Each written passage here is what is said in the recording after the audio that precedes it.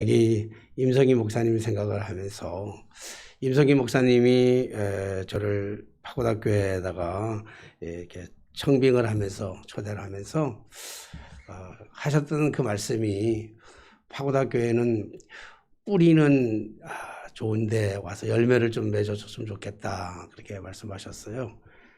막상 와 보니까 제가 보기에는 뿌리가 다 썩었고 송두리째 다 흔들렸고 와서 6명이, 내가 보니까 6명이 있긴 하지만 오자마자 다 떠나시고 임성기 목사님 혼자만 출석하는 그런 교회였는데, 어느덧 보니까 교회가 재정적으로도 우리 임성희 목사님이 생각했던 그 이상으로 많은 재정의 결실도 보게 되었고, 성도님들도 많이 오시고, 특별히 이제 동영상 예배를 드리면서 동영상 예배도 함께 참여할 수 있는 많은 사람들이 생겨가는 걸 보면서 특별히 우리 임성희 목사님 하늘나라에 가 계시지만 또 우리가 열심히 또 교회 섬기면서 또 전도하면서 우리 파고다교회가 아름다운 교회로 성장되어 되게 될 줄로 믿습니다. 사람이 태어나서 죽을 때까지 한 번도 안 아프고 90이 되든 100살 되든 우리가 어차피 죽지는 죽지만 한 번도 안 아프고 죽음을 경험한다면 얼마나 참 좋을까, 이런 생각을 해봅니다. 그러나 세상에 한 번도 안 아프고 세상을 마감하는 사람들은 없겠죠. 누구나 다 몸이 아프고 성장통을 거치기도 하고 고통과 아픔을 당하고 하는데, 사람이 아프면 당연히 병원에 가잖아요. 병원에 가면 의사 선생님이 물어요. 어디가 어떻게 아파서 왔느냐고 물으면, 그러면 이제 환자가 어디가 어떻게 아파서 왔다라고 하는 그 증상을 얘기하죠. 그럼 의사 선생님이 그 증상을 다 들으신 다음에 그다음에 처방전을 써가지고 약국에 가서 약을 먹게 하고, 그래서 약국에서 약을 받아서 먹으면 때로는 깜짝같이 병이 낫기도 합니다. 그런 의사를 가리켜서 우리는 참 좋은 의사다, 이렇게 얘기할 수 있어요. 그런 의사들은 또 좋은 약을 빨리빨리 써가지고 증상을 빨리빨리 치료하면 소문도 나고 병원이 금방, 약국이 병원이고 금방 봉이 돼서 아주 돈도 많이 벌고 좋은 의사다, 이렇게 얘기할 수 있습니다. 그러나 그런 사람들을 가지고 해서 명의라고는 얘기하지 않습니다. 명의라고 한다면 증상을 보고 판단하는 것이 아니라 증상의 원인이 뭔지를 파악하는 것이죠. 그래서 증상보다는 이 아픈 증상이 어디서부터 출발되었는지, 그 원인과 근본과 그 뿌리가 무엇인지를 찾아가지고 그것을 해결해 주는 사람을 가리켜서, 그걸 해결해 주는 의사를 가리켜서 우리는 명의다, 이렇게 얘기를 하죠. 만약에 머리가 아파가지고 병원을 찾았는데 의사가 그냥 아스피린으로 해결해 준다면, 물론 머리가 아플 때 아스피린을 먹으면 나을 수 있습니다. 그래서 아스피린으로 해결해 준다든지, 몸에 열이 많이 나가가지고 갔는데 그 머리 많이 난 사람한테 타이레놀이나 이런 것으로 줘서 그 문제를 해결한다면 물론 그 의사도 좋은 의사일 수 있어요. 그러나 중요한 거는 어디서부터 머리가 아픈지, 어디에서 왜 열이 나게 됐는지 그 근본적인 원인을 찾아가지고 그 원인의 그 근본의 뿌리를 고쳐주는 것, 원인을 찾아서 그 문제를 해결해주는 의사를 가리켜서 우리는 명의라 하는 이런 호칭을 붙이기도 하는 것이죠. 그렇기 때문에 우리가 삶을 살아가면서 모든 부분에 있어서 기본이라고 하는 것은 참으로 중요한 겁니다. 스포츠를 하는 운동선수들도 슬럼프에 빠지게 되면, 슬럼프에 빠져서 경기가 자꾸 망가지면 다른 데서 찾는 게 아니라 근본적인 원인, 자기의 가장 기초적인 분에서 찾아가지고 기초가 무엇이 잘못됐는지를 거기서부터 시작해서 그것을 고쳐나가는 것을 볼 수가 있죠. 그것은 스포츠뿐만 아니라 모든 사회 전반에 있어서 모든 것들은 다 그렇게 중요해요. 그래서 기본이라고 하는 것을 굉장히 중요하게 생각하고 있습니다. 마찬가지로 신앙생활하는 데 있어서도 영적 생활에 있어서도 굉장히 그 기초가 중요합니다. 우리가 삶을 살아가면서 왠지 인생이 배배 꼬이는 것 같고 안 되는 것 같고 고통이 따르고 힘든 일이 오고 자꾸 살아가는 삶의 의욕이 빠지고 기력이 떨어지고 뭔가 삶의 리듬이 전체적으로 흔들릴 때는 그때는 영적으로도 우리가 어디에서 문제가 있는가 하는 것을 찾아볼 필요가 있는 것이죠. 그러니까 힘들면 힘들수록 어려우면 어려울수록 우리가 어디서부터 잘못되었는가라고 하는 근본적으로 끌어올라가 가지고 거기서 찾아서 거기서부터 해결해 나가야 되는 거예요. 마찬가지로 좋은 일도 마찬가지예요. 감사할 일도 마찬가지고 행복할 일도 마찬가지인데 감사의 어떤 증상을 가지고 감사할 일이 생겨가지고 그 감사의 증상을 보면서 감사하다, 할렐루야, 놀랍다. 행복할 일이 생겨가지고 그 행복한 것을 가지고 보면서 나는 진짜 그 증상을 가지고 나는 진짜 행복한 사람이라 그렇게 얘기를 한다면 자고하기가 쉽습니다. 교만해지기가 참 쉬워요. 그러면 행복한 일이 있다 할지라도 감사할 일이 있다면 그 감사할 이유가 된 원인은 어디에서부터 출발됐을까? 그래서 그 감사의 원인을 찾아서 그 감사의 원인에 감사를 할 때 진짜 감사할 때 우리는 자고하지 아니하고 넘어지지 아니하고 교만하지 아니하고 진정한 감사가 오게 되는 거예요. 그러니까 증상을 가지고만 보면 알죠. 그러면 증상만 가지고 자꾸 얘기하면 입시철이니까 아들이 딸이 대학에 좋은 대학에 스카이 대학에 들어간다 그러면 당연히 감사하지요. 당연히 기뻐하지요. 그것만 기뻐하게 된다고 한다면 우리는 그런 일들이 벌어지지 않으면 기뻐할 수가 없는 그런 상황이 되는 거예요. 그러니까 모든 것이 다 기본이 중요하고 기초가 중요하듯이 뭔가 삶에 흔들리고 믿음이 송두리째 흔들려 버리고 그리고 삶에 뭔가 자꾸 꼬이고 어렵고 힘들고 괴롭고 이럴 때는 그 증상을 자꾸 고치려고 할 게 아니라 어디서부터 잘못되었을까? 어디서부터 문제가 되었을까라고 하는 것을 찾아서 거기서부터 하나씩 바느질 하다가 뜨개질을 하다가 코가 잘못됐으면 그 원인을 찾아서 그 코에서부터 풀어나가기 시작해야 되지 그 코는 가만히 놔두고 딴 데서부터 자꾸 문제를 해결하려고 그러면 옷을 다 만들어 놓고 놔도 역시 그 잘못된 코 때문에 문제가 생기는 것처럼 우리가 문제가 있을 때 어려움이 있을 때 낭망할 때 그리고 여러 가지의 삶에 비비 꼬였다 생각하는 무기력한 삶이 계속될 때는 영적인 삶을 찾아 올라가서 해결해야 될 필요가 있다 이렇게 생각이 됩니다.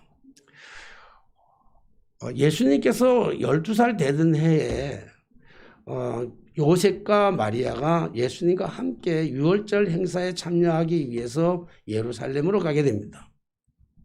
특별히 유월절이라고 하는 것은 이스라엘 백성들에게 있어서 가장 큰 명절이지요. 우리는 설날이 가장 큰 명절이라면 이스라엘 백성들에게는 해방절이라고 하는 유월절이 그들에게는 가장 큰 절기입니다. 그래서 모든 마을로 흩어졌던 다른 사람들이 예루살렘의 성전에 모여서 하나님 앞에 예배하고 축제하고 그리고 많은 행사들을 전례에 따라 행사를 하는데 오늘 본문에 보면 예수님께서 12살 되던 해에 그랬어요. 그러니까 아마 예수님이 그 전에 11살까지는 이 예루살렘 유월절의 행사에 참여하지 않았던 걸로 기억이 됩니다.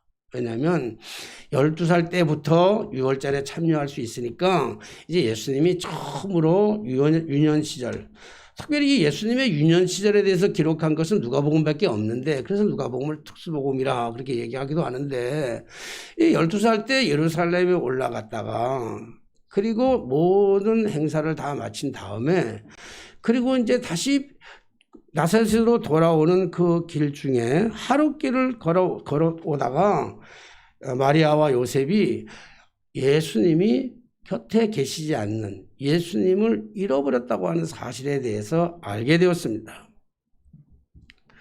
왜 예수님을 사랑하던 아들 예수를 왜 잃어버렸을까라고 한다면 많은 의견이 나올 수 있고, 그리고 많은 이런 추론들과 추측들이 난무합니다.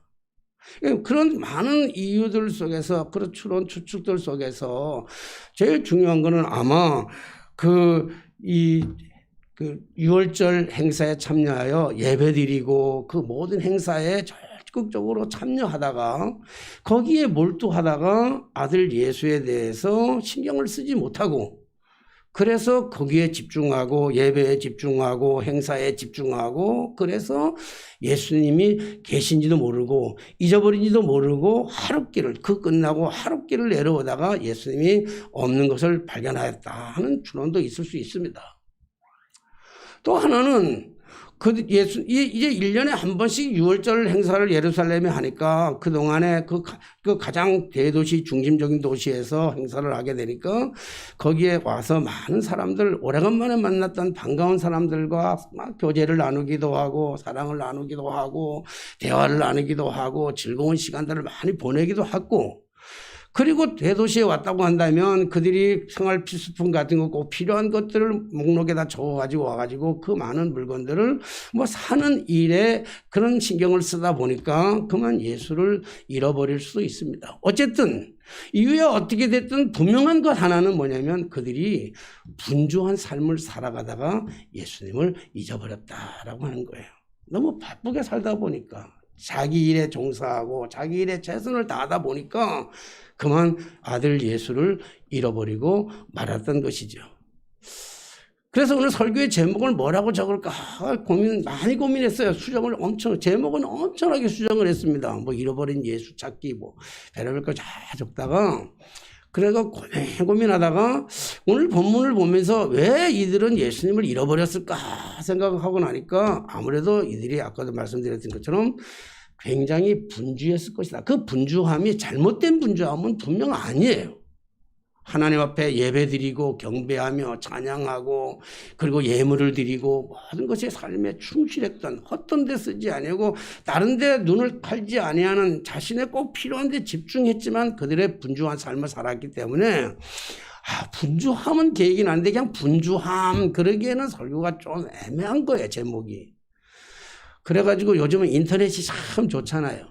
그래가지고는 분주함이라고 하는 인터넷에서 검색어를 분주함하고 쪘더니 다행히 거기에다가 뒷글자 하나가 딱 뜨는데 덫이라고 하는 글자가 뜨더라고요. 그래서 분주함의 덫이다 라고 하는, 분주함에 걸려서 넘어지는 우리의 신앙의 상태를 적어 보았습니다.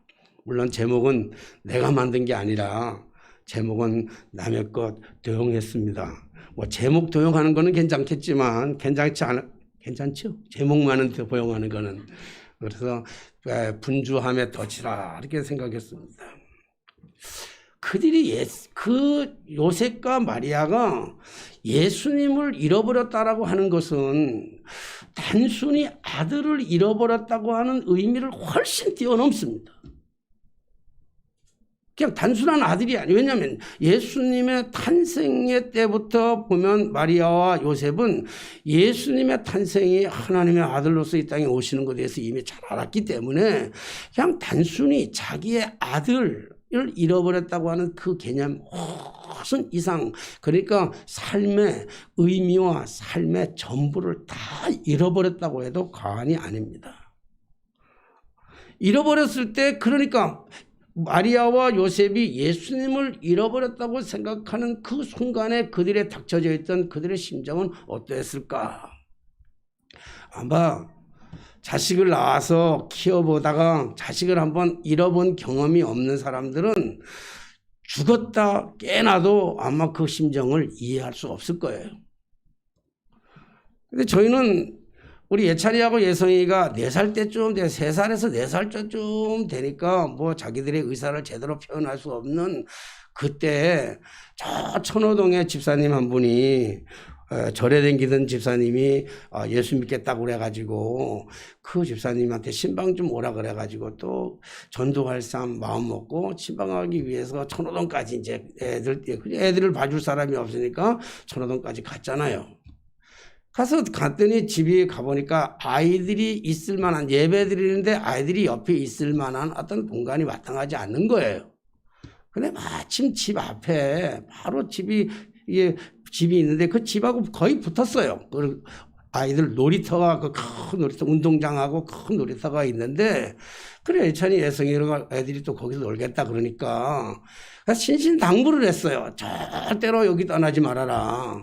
절대로 여기 떠나지 말고 엄마 아빠가 예배 드리고 나가지고 금방 올 테니까, 금방 예배 드리고 올 테니까 너희들 떠나지 말고 절대 여기 있어. 다짐하니까 뭐 그때 4살, 3살 때 말귀는 알아들으니까 그러니까 대답을 넙죽넙죽 잘하면서 알겠다고, 절대로 안 떠나고 그냥 거기서 놀고 있을 테니까 엄마 아빠 빨리 가서 예배 잘 드리고 오세요. 빨리 그래 보내가지고 그래가지고 마음 놓고 예배를 드렸는데, 예배를 드리는 내내 사실은 뭐 예배가 되겠습니까? 뭐 밖에 우리 집사람도 그렇고 나 설교하는 나도 3살 배, 4살 배기짜리 아이를 여럿에 놓고 그냥 집에 들어와가지고 낯선 동네에서, 그것도 완전히 낯선 동네에 가가지고, 처음 가는 동네에 가가지고, 그러니 얼마나 마음이 불안하겠어요. 그래 예배를 어쨌든 갖춰야 될 예배를 대충 끝내고 그리고 나왔는데 아이들이 없어졌어요. 그러니까 아이들이 없어지는 그 순간에 집사람도 마찬가지지만 나도요, 거의 이성을 잃게 되는 거예요. 그 다음부터는 내가 목사인지 아닌지도 상관없어. 부끄러움이고 뭐가 없어. 목사 사모, 사람들한테 저 체면 차리다가 상관도 없이, 그때부터 막 심장이 벌렁거리기 시작하면서 아이들을 찾아 헤매면서 큰 소리로 예찬아, 예성하고 부르댕기면서 옆에 있는 사람들, 지나가는 사람들마다 붙잡고 묻는 거예요. 꼬마 아이들 못 봤느냐? 쌍둥이인데 못 봤느냐? 옷은 이런 옷을 입었는데 못 봤느냐? 다 못 봤다 그러는데 막 식은땀이, 뒤에서 식은땀이 나고 막 정신이 하나도 없는 거예요. 그 다음에도 별의별 생각이 다 들어. 그 짧은 시간 동안에 별의별 생각이 다 드는 거예요. 아이들이 잡혀가면 어떡하나, 잊어버리면 어떡하나, 이렇게 왜 우리가 갔나. 그러다면 나중에는 어디까지 가냐면요, 그 집사님이 막 미워지는 거야. 왜 이럴 때 신방 오라 그래가지고, 신방 와가지고 우리 애들 잃어먹게 만드냐 막 그런다고. 그 다음에 이제 좀 더 넘어가면 이제 하나님 원망하기 시작하는 거야. 하나님, 우리가 뭘 잘못했습니까? 예배하는데 애들 좀 지켜주시지. 우리가 딴 데 가서 딴 거 했습니까? 다른 거 했습니까? 우리가 놀았습니까? 게임했습니까? 뭘 했습니까? 예배하다 나왔는데 애들이 없습니까? 막 속에서 이런 별의별 생각들이 다 드는데, 갑자기 우리 사람이 어딘가를 막 쏜살나게 뛰어가는 거예요. 갑자기 막 뛰어가니까, 어딘가 뛰어가는데 우리 사람이 한참 뛰어가다 안 보여. 어디 간지 안 보이는 거예요. 그리고 한참 있다 우리 사람이 오는데 예찬이, 예성이를 데리고 오는 거예요. 근데 우리 사람이 막 찾다가, 이 사람 저 사람 찾다가, 그 운동장도 커요, 운동장이. 근데 저 큰 모퉁이에 조그만 애들 둘이서 손을 잡고 그 모퉁이 코너를 싹 돌아가는 뒷모습을 본 거예요. 그러니까 틀림없이 우리 예찬이, 예성이구나 하고 달려가가지고는 애들을 찾아온 거예요. 만약에 1분만 늦었어도 아마 예찬이, 예성이를 잃어버렸을 거예요. 왜냐하면 우리 애들을 찾기 위해서 그쪽 방향으로 안 갈 거거든요. 그쪽은 저 반대 방향, 맨 꼬투리니까 그쪽 방향 가고 아마 딴 방향을 가서 계속 찾았을 거예요. 지금도 가끔 어쩌다가 우리 예찬이, 예성이를 얘기하다가 문득 우리 사람하고 그런 얘기를 해요. 우리 예찬이 어렸을 때 한번 잃어버릴 뻔했는데, 그러면 지금도 가슴이 벌렁벌렁 뛰어요. 얘기하고 싶지가 않은 거야. 그거는 찾았으니까 천만 다행인데 막 가슴이 벌렁벌렁 뛰는 거예요. 잃어버린 자식을 찾는다고 하는 것은 어느 부모나 다 똑같은 것 아니겠어요? 오늘 마리아와 요셉의 가슴은 얼마나 심장이 두근거렸겠어요. 지금 4월길이나 찾아서 나갔는데 사실 포기해서도 안 되고 포기할 수도 없는 거잖아요. 신설동 가보면, 신설동 로타리에 가보면 늘 요즘도 계속 붙어 있어요. 12살 때인가 아이를 잃어버렸는데 30년이 지났어. 12살에 잃어버린 아이가 지금 30년이 지났으니까 42살 때 얼굴이라고 하는 그 몽타주를 그려놓고 아이를 찾고 있는 그 부모, 아마 지금 그 부모는 70살이 넘었을 거 아니에요. 그 30년이라는 세월 동안에 잃어버린 자식을 기다리는 그 부모의 심정은 어떨까? 이해는 다는 못하지만 그래도 제가 그 잠깐 동안 아이를 잃어버렸다가 찾는 그 잃어버린 그 시간을 생각하면 아마 부모의 마음은 이런 마음이겠다 생각할 거예요. 그런데 뭐 그렇지 않은데 다른 사람들은 예를 들어서 뭐 아이들 찾다 없으면 그냥 죽은 셈으로 치지요. 야, 말도 안 되는 얘기예요. 그건 어떻게 죽은 셈으로 칩니까? 그거는 그런 경험이 없는 사람들이 하는 얘기고, 진짜 내가 낳은 자식, 내 배로 낳은 자식이라고 한다면 정말 자식을 잃어버렸을 때 그 자식을 찾고 싶어하는 그 부모의 심정은 이루 말할 수가 없을 거예요. 그러다가 드디어 찾게 되었는데 사흘 만에 찾게 되었어요. 근데 참 이상한 일은 그가 예수님을 잃어버렸다고 하는 사실을 알게 된 것은 예루살렘에서 지금 나사렛에서 돌아가는 그 길에 하룻길을 오다가 예수를 잃어버렸어요. 저는 이 말씀을 이게 보면서 하룻길 안에 예수를 잃어버리는구나. 하룻길 사이에. 우리의 믿음이라고 하는 것도 그 완벽하다고 생각했던 그 믿음, 세상을 옮길 것 같은 믿음이 와르르 무너지는 데는 하룻밤도 안 걸릴 것 같아요.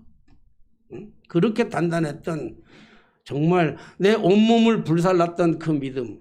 가끔가다 저는 과거를 돌아보는 사람들을 가리켜 꼰대라고 그렇게 얘기하는데, 제가 꼰대가 됐나 봐요. 밤잠도 없어진 거 보니까 약간 꼰대가 된 것 같은데, 그래서 가끔씩 옛날을 회상해 보면 그때 믿음은 정말 대단했던 것 같아요. 내가 스스로 생각해도 와, 어떻게 그런 일들을 내가 행할 수 있었을까?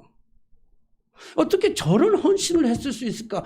지금은 그런 헌신할 기회도 없지만 그런 헌신할 기회가 온다 할지라도 참 하기 어려운데 그 굳건한 믿음이 흔들리는 믿음으로 옮겨가는 데는 하루길도 안 걸리는 것 같아요. 하룻밤도 안 걸려. 자랑할 게 아무것도 없는 것 같아.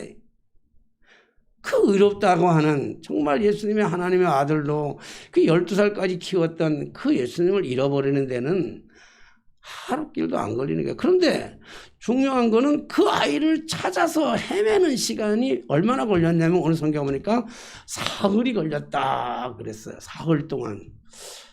그래서 처음에 말씀을 보면서 묵상하면서 참 이해가 안 되는 거예요.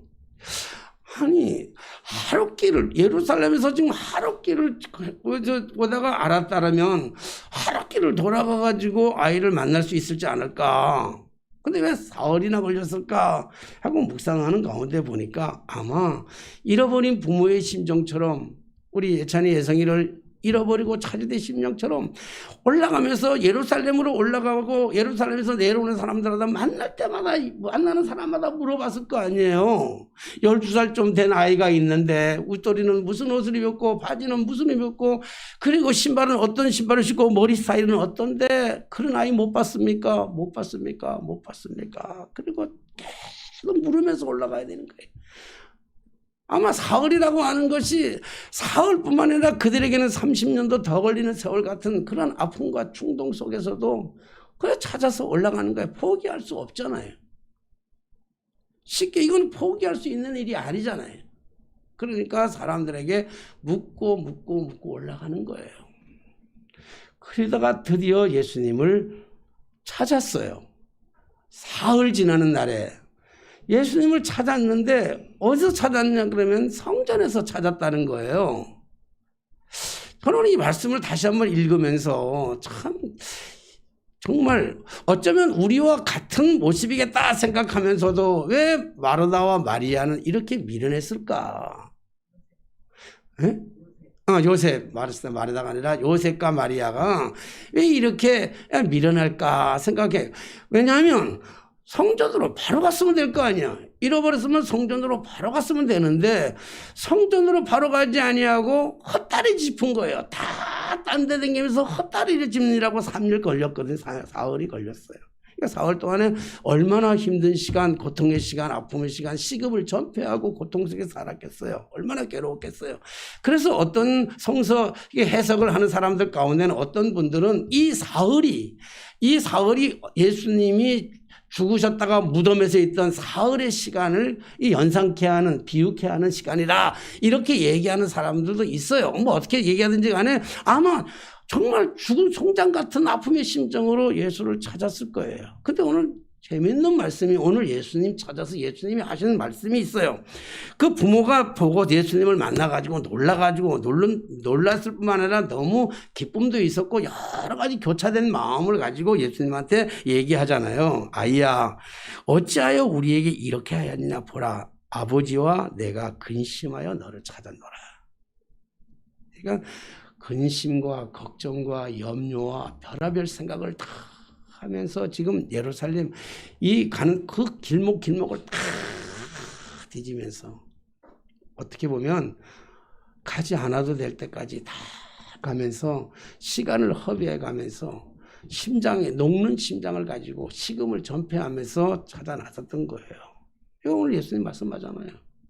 내가 여기 있어야 할 것을 왜 알지 못하냐? 내가 아버지 집에 있어야 될 것을 왜 모릅니까? 이 얘기는 오늘 어제 이 얘기로 들리지 않아요. 예수님이 탄생해서 어린 시절을 다 기록한 것이 없기 때문에 우리는 추론밖에 할 수 없지만 태어나면서부터 오늘 마리아와 요셉은 하나님의 계시를 받았어요. 이가 어떤 인지에 대한 하나님의 계시를 받았던 사람이에요. 그리고 그의 이름을 임마누엘이라고 그랬다고요. 하나님과 함께하는 사람이란 말이에요.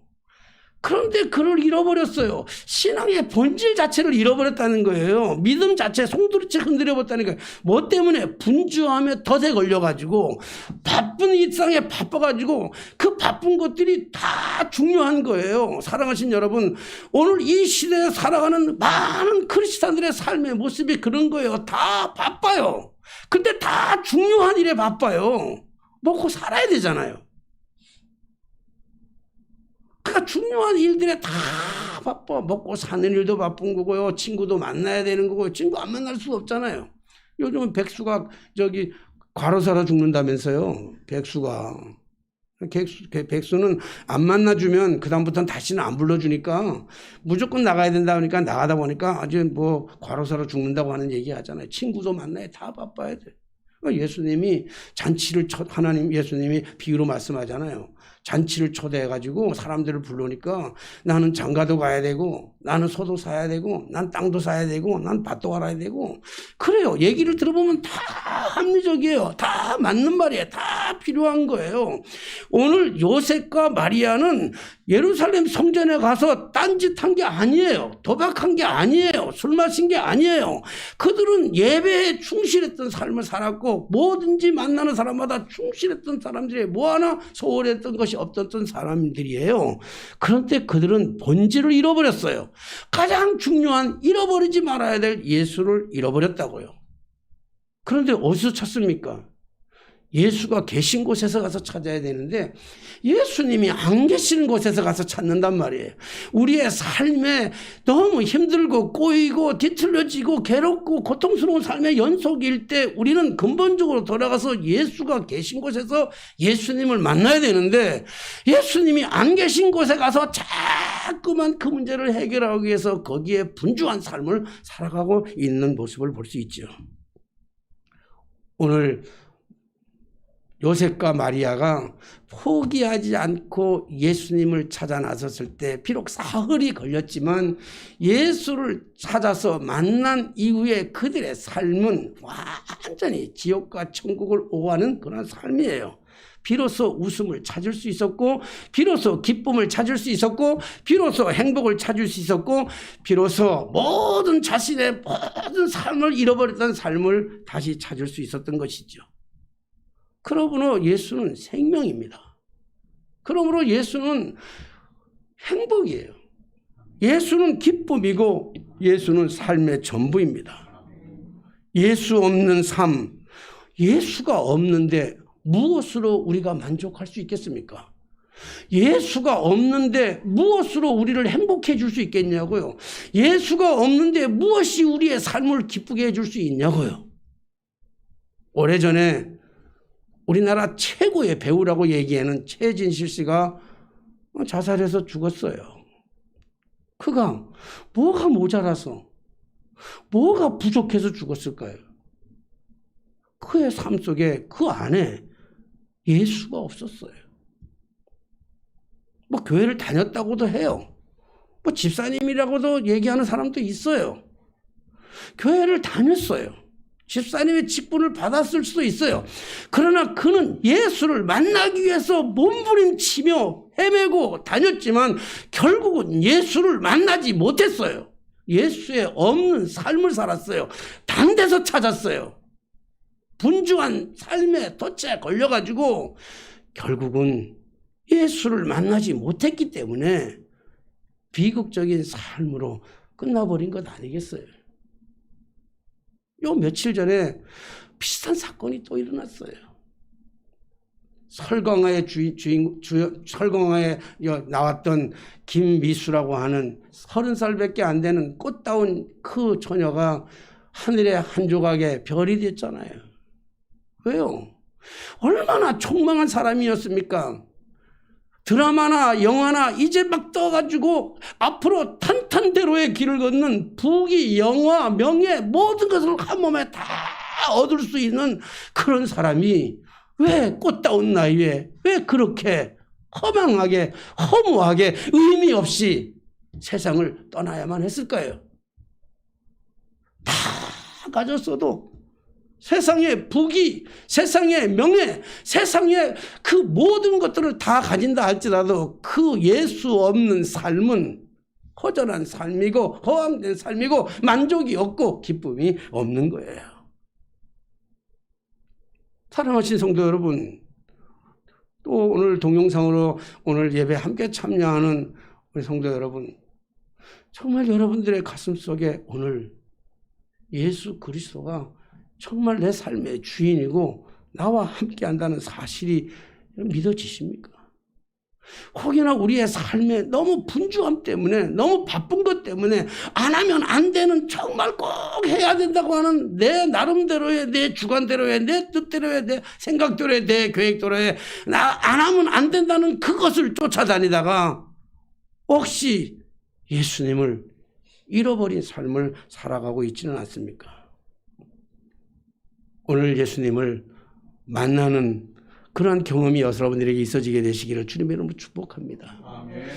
오늘 요셉과 마리아가 예수님을 찾아서 사흘길을 헤맸듯이 이제는 하나님이 우리를 찾아서 사흘길이 아니라 열흘이든 1년이든 10년이든 예수님은 인생의 참 행복을 모르는 예수를 잃어버린 사람들을 찾아서 구원하시기 위해서 오늘도 하나님은 심장 졸여가면서 한 사람 한 영혼을 찾아서 오늘도 우리들 주변에 계시는 하나님을 바라보면서 오늘 하나님을 만나고 주님을 만나고 그래서 잃어버렸던 참 의미 있는 돈이 없어 불행한 것이 아니고 돈이 없어서 힘들고 괴로운 게 아니라 예수가 없어서 돈이 많아서 행복한 것이 아니고 예수가 계시니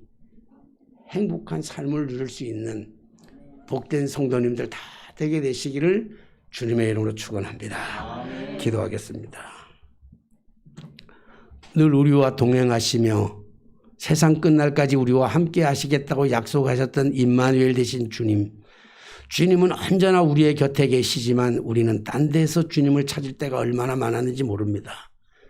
분주한 삶의 덫에 걸려서 주님을 잃어버리고 주님을 망각해버리고 때로는 주님을 버려버릴 때도 얼마나 많았는지 모릅니다. 주여, 우리의 삶이 공허한 이유는 물질이 없어서가 아니라 육신의 질병 때문이 아니라 우리의 삶이 너무 분주함 때문이 아니라 우리 안에 그리스도가 계시지 아니하고 그분이 내 인생의 주인이 아니기 때문에 힘들고 어려웠다 삶을 우리가 되돌아보게 됩니다. 주여, 우리의 믿음의 첫사랑을 다시 한번 회복하게 하여 주시고 주님 아니고서는 살아갈 수 없는 그런 절박한 심정으로 살아갔던 그 믿음의 시간들을 다시 한번 회복하고 요셉과 마리아가 예수님을 찾음으로 말미암아 전부를 얻고 행복을 얻고 기쁨을 얻고 즐거움을 얻었던 것처럼 예수가 나의 삶이요, 예수가 나의 생명이요, 예수가 나의 행복이요, 예수가 나의 기쁨이 되는 그러한 삶이 저희들이 되게 하여 주옵소서.